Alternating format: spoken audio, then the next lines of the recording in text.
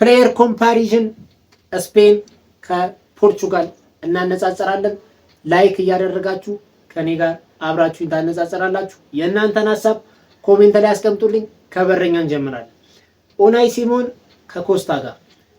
ኡናይ ሲሞን የዴላ ፎንቴ በጣም ተመራጩ ተጫዋች ነው። በነገራችን ላይ በጣም ተመራጩ ተወዳጁ በረኛ ነው።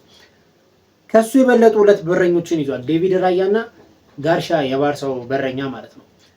አሁን ግን ስቲል አሁን ላይ ራሱ እየተጠቀመ ያለው ኡናይ ሲሞንን ነው። ከዚህ በኋላ ራሱ አሰልጣኙን የሀሳቡን የሚቀይር አይመስለኝም። በጣም ከባድ ጨዋታ ቢገጥመው ስፔን ከፖርቹጋል ጋር ቢገናኙ ራሱ ማለት ነው በቀጣዩ ዙር ሁለቱም አልፈው ከተገናኙ ራሱ ኡናይ ሲሞንን ነው የሚጠቀመው። ከኮስታ ጋር ደግሞ እናነጻጽረው ካልን ደግሞ ኡናይ ሲሞን የምርም ይበልጣል ማለት ነው። እሺ ሊዮሬንቴ ከጆዋ ካንሴሎ። ሊዮሬንቴ ባለፈው አትሌቲኮ ማድሪድ ጥሩ ያልሆነ ሲዝን ቢያሳልፍም በሻምፒየንስ ሊግ ግማሽ ፍጻሜ ድረስ ደርሷል። ግን ሊጉ ላይ ወጥ ያልሆነ አቋም ነበር ሲያሳይ የነበረው። ግማሽ ፍጻሜ ሲደርስ ራሱ ጥሩ ፐርፎርማንስ ያደርግ የነበረ ሰው ሊዮሬንቴ ነው። ጆዋ ካንሴሎ ለምን እኔ ሳውዲ ሊግ ላይ ሄዶ እንደሚጫወት አይገባኝም። በጣም ብቃት ያለው ልጅ ነው። ይገባኛል መልበሻ ክፍል ምናምን ይረብሻል መሰለኝ፣ ግን በጣም ከብቃት አንጻር ስለሆነ እዚህ ጋር እያነጻጸረን ያለ ነው። መስመር ላይ ያስወጣታችሁት ብታጫውቱት የሚጫወት ልጅ ነው ይሄ ጆዋ ካንሴሎ ማለት ነው። የመስመር አጥቂ ብታደርጉት በብቃት ይወጣዋል። እኔ ጆዋ ካንሴሎ ከሊዮሬንቴ ይበልጣል እኔ ማለት ነው። ኩባርሲ ከዲያዝ። ይሄ በጣም ፈታኝ እንትን ነው በነገራችን ላይ ስፔን ከፖርቹጋል ማነጻጸር በጣም ፈታኝ ነው። ምክንያቱም በጣም ተቀራራቢ ብቃት ያላቸው ሰዎች ናቸው እዚህ ጋር እየተነጻጸሩ ያሉት። ኩባርሲ ገና ወጣት ነው፣ ልጅ ነው፣ በማደግ ላይ ያለ ነው። ግን ስኬቶችን ከባርሳ ጋር ላሊጋን አሸንፏል ምናምን፣ ፓስ ምናምን በቃ አይሰጥም፣ አይሳሳትም ምናምን። ካያችሁት ከ90 በላይ ነው በብዛት የሱ ማለት ነው ፓስ አኩሬሲ።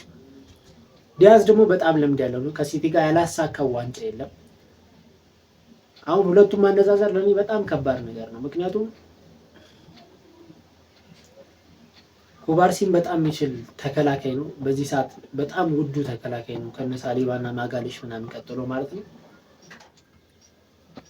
ቢሆንም ግን ዲያዝን እመርጣለሁ አሁን ላይ ባላቸው ብቃት ማለት ነው።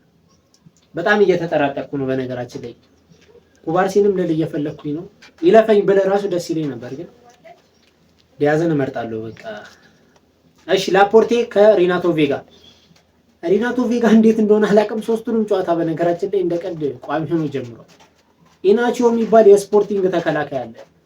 እሱን ነበር በቃ ነው ያስገባዋል እያልኩ የመጀመሪያ ጨዋታ ምናምን እሺ ይሁን ምናምን፣ ከዛ እንዴ ቀጥሎ ጨዋታ በጣም ወሳኝ ጨዋታ ደገመው ከኡዝቤኪስታን ጋር ምናምን ከኮሎምቢያ ጋር ምናምን። ስለዚህ ማርቲኔዝ ለምን እንደሚያስገባው አላውቅም። ላፖርቴ ይበልጣል ከሪናቶ ቬጋ። እዚህ ቦታ ላይ ግን ኢናቺዮም ቢያስገባው ከዚህ በኋላ ጨዋታዎች ጠንከር እያሉ ሲመጡበት ምናልባት ሊጠቀመው ይሁን አላውቅም፣ ግን በሪናቶ ቬጋ ይዘለቃል ይሉኛል። ላፖርቴ ይበልጣል ማለት ነው። ኩኩሬላ ከኑኖ ሜንዴሽ። ኩኩሬላ እኮ ጎበዝ ተጫዋች ናት። አሁን ማድሪድ ገብታለች ምናምን። ማስቲሽ ታውቃላችሁ? ማስቲሽ በቃ ኩኩሬላ ማለት ማስቲሽ።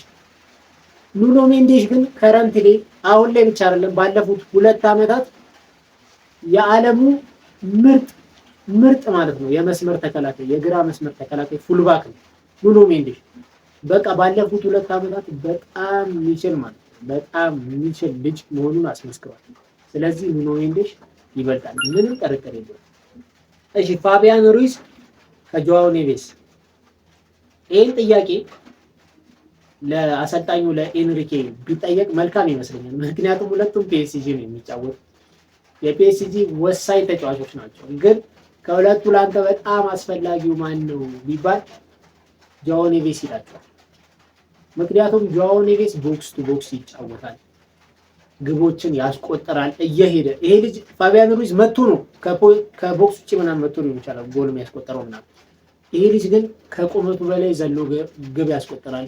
ኮንጎ ላይ እንዳገባው፣ ሙኒክ ላይ እንዳገባው፣ ሻምፒየንስ ሊግ ላይ እንደዚህ አይነት ጎሎችን ያስቆጥራል። ስለዚህ ሩይዝ እኮ በጣም ምርጥ ተጫዋች ነው በጣም ማለት ነው። ግን ከኔቬስ ጋር ስለተነጻጸረ እኔ እንደዚህ አይነት ተጫዋች በጣም ወዳለሁ በነገራችን ላይ። ቦክስ ቱ ቦክስ የሚጫወት ምናምን እውነት ቲሙን በቃ የቲሙ መሰረት የሆነ ልጅ ነው ይሄ ልጅ ማለት ነው። ስለዚህ ጆዋው ኔቬስ ይበልጣል ከፋቢያን ሩይዝ። ፋቢያን ሩይዝ በጣም ብቃት ያለው ልጅ ነው በነገራችን ላይ በጣም ማለት ነው። ግን ጆዋው ኔቬስን አስፈልጣለሁ ማለት ነው። ሮድሪ ከቪቲኒያ።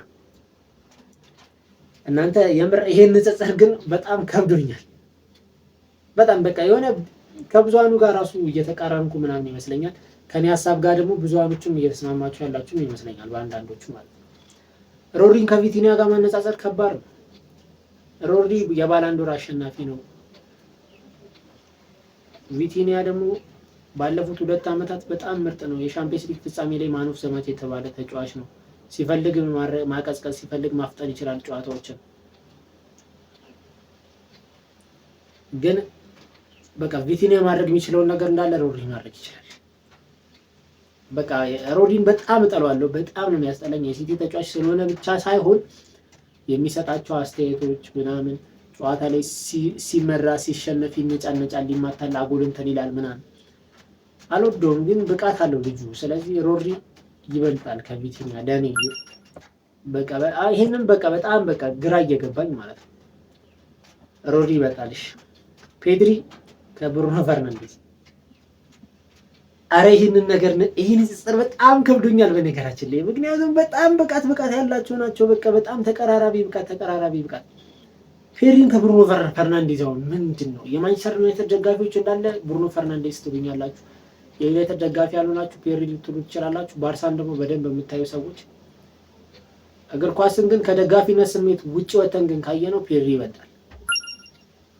ፔድሪ ጎል ሳያገባ አሲስት ሳያደርግ ማን ኦፍ ዘ ማች እየተባለ የሚወጣ ተጫዋች ነው። ብሩኖ ፈርናንዴዝ እንደዚህ ቶፕ ሌቭል ያደረገው ምን ይመስላችኋል? አሲስቶችን ስላስመዘገበ ነው አይደል? እንጂ ፕሪሚየር ሊጉ ሲጀመር አካባቢ አብዛኞቻቸው የዩናይትድ ደጋፊዎች የማንቸስተር ዩናይትድ ችግር ብሩኖ ፈርናንዴዝ ነበረ ስትሉ ነበር። ግን ፔድሪ ይበልጣል። አሁን ንጽጽር ላይ ስለሆንኩኝ ፔድሪ ይበልጣል። በቃ ፔድሪ ይለያል። ሲጀመር ግብ አስቆጠረም አላስቆጠረም እሱ ማን ኦፍ ዘ ማች ነው። የጨዋታው ኮከብ ነው። በጣም ይችላል። በጣም ይችላል። በቃ ምርጥ የመሃል ሜዳ ተጫዋች ነው ፔድሪ። ስለዚህ ብሩኖ ፈርናንዴዝ በጣም ይቀርታ ፔድሪ ይበልጣል ማለት ነው። ላሚን ያማል ከኮንሴሳው እቺ ኮንሴሳው በጣም ወኔ ያላት ልጅ ናት። በነገራችን ላይ በጣም ኩሩሩ ወኔ ያላት ልጅ ሮላንዶን በጣም ነው የምትወደው፣ ትመቸኛለች። ግን ላሚን ያማል ነው እንደምታውቁት። ይሄን ቦታ ምንም ማውራት በጣም ቀላል ነው። ላሚን ያማል ይበልጣል ማለት ነው። እሺ ሚካኤል ኦያርዛባል ከሲአር7 ማለት ነው። ይሄ ሲጀመር ይሄ እኮ ኦያርዛባል ለምን ፌራን ቶሬዝ ይሻላል እኮ ከዚህ። የምር ፌራን ቶሬዝ ከዚህ በጣም የተሻለ ተጫዋች ነው። እኔ ለምን እንደሚያስገባው እዚህ ጋር አላውቅም። ከሮላንዶ ጋር ደግሞ አይወዳደርም። አሁን ላይ ከረንት ላይ ባለው ነገር ራሱ ሮላንዶ እንዲሆነው ራሱ ይሄ ልጅ አይበልጠውም። ሮላንዶ ሲአር7 ይበልጣል ማለት ያለ ምንም ጥርጥር። እሺ ዳኒ ኦልሞ ከጆ ፊሊክስ አውሮፓ ላይ አልሳካለት ብሎ በቃ እውነት በጣም ከፖርቶ ከወጣ በ130 ሚሊዮን ዝውውር ወደ አትሌቲኮ ማድሪድ ከሄደ በኋላ በጣም ተጠብቆ ነበረ። በጣም ከኳስ ጋር ምቾት ያለው ልጅ ምናምን ነበረ፣ ግን ጠፋ። ጥፍት ካለ ከዛ ያልቀያየሩት የለም። ኤሲ ሚላን ገባ፣ ቼልሲ ገባ 2 ጊዜ ምናምን፣ ባርሳም ገባ መሰለኝ። ግን በቃ አውሮፓ ላይ ሊሳካለት አልቻለም። አውሮፓን ለቆ ወጣ። ከዛ በኋላ ገባ አልናስር ማለት ነው። እዛ ከገባ በኋላ ግን ተመቸው። በቃ ጎሎችን ማስቆጠር ጀመረ፣ አትሌቲክ ምናምን መስራት ጀመረ። ጭራሽ ምርጥ እየሆነ መጣ። አሁን ራሱ የመጀመሪያ ጨዋታ ግን ኔቶን ነበር ያስገባው። ከዛ በኋላ ባሉት 2 ጨዋታዎች ራፋኤል ሊያውን ሳይጠቀም ራሱ ጆ ፊሊክስ ነው እየተጠቀመ ያለው። ግን ኦልሞ ይበልጣል። ስለ ጆ ፊሊክስ የሚያል ባወራላችሁ ዳኒ ኦልሞ ይበልጣል። ዳኒ ኦልሞ በጣም የሚመቸኝ ተጫዋች ነው። ከጉዳት ጋር እየታገለ የሚጫወት ተጫዋች ታውቃላችሁ።